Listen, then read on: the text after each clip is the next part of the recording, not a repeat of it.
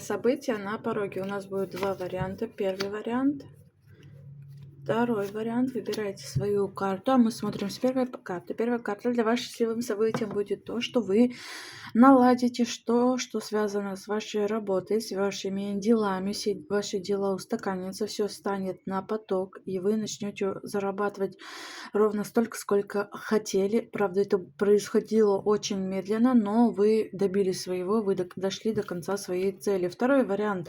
Счастливым событием будет то, что вы будете чувствовать, что нашли свою нишу, нашли именно ту подработку, именно ту работу, которая не только вам приносит финансы, но и доставляет вам удовольствие. Также эта карта говорит о том, что если вы работали над личной жизнью, то сейчас все станет на рельсы и наладится, потому что вы очень сильно старались ради этого.